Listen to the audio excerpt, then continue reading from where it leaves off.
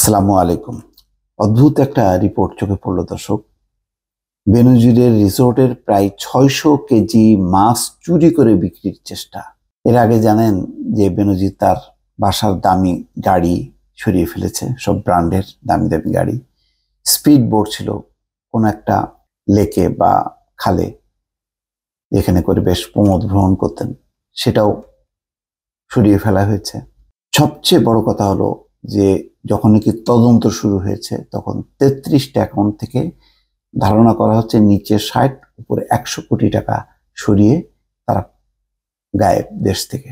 এত কিছুর পরেও এখন যখন নাকি আস্তে আস্তে বেনজিরের সমস্ত সম্পদের কন্ট্রোল সরকার নেওয়ার শুরু করেছে, ঠিক সেই সময় রিসোর্টটির পুকুর থেকে মাছও তারা সরানোর চেষ্টা করছে এবং এই ৬০০ কেজি মাছ চুরির সময় ধরা পড়ে এবং দুদক এটি জব্দ করে। চিন্তা করেন যে মাছও তারা ছাড় দিচ্ছে না।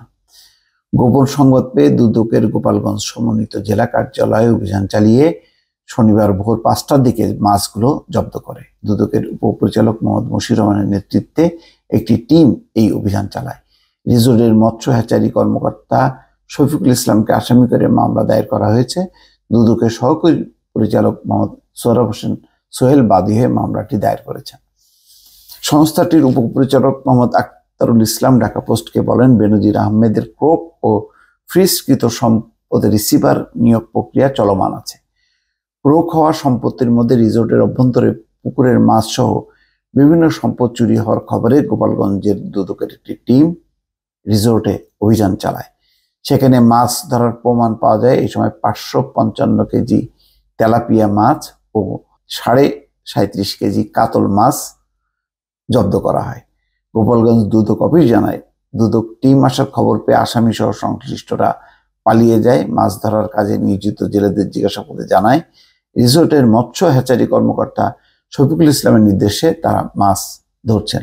মাছ পচনশীল বিধায় সেখানে উপস্থিত গোপালগঞ্জ জেলা সদর উপজেলা সহকারী কমিশনার সিনিয়র উপজেলা কর্মকর্তাদের সহযোগিতায় জব্দ তালিকা প্রস্তুত করে সব মাছ উপস্থিত মৎস্যজীবীদের মধ্যে নিলামে বিক্রি করে ৮৩,৭৫৪ টাকা সরকারি খাতে জমা দেওয়া হয়েছে। যাক, তারপরেও কিছু টাকা সরকারি কোষাগারে গেল, তা নাহলে তো সব ওই বেনজিরের লোকজনই লুটে পুটে খাইতো আর কি।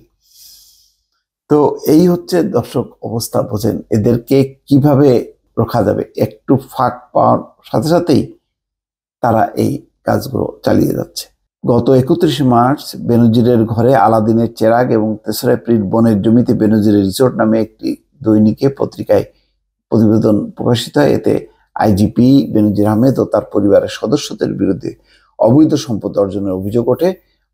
অভিযোগ যাচাই বাছাই শেষে অনুসন্ধানের সিদ্ধান্ত নেয় দুদক। এর মধ্যে বিভিন্ন জায়গায় রিসিভার তারা নিয়োগ করছে, কিন্তু তার ফাঁকেই তারা সব যেই যতগুলো চেষ্টা করছে, এখন টাকা পয়সা তো সব সরিয়েছে, অ্যাকাউন্টগুলো ফাঁকা।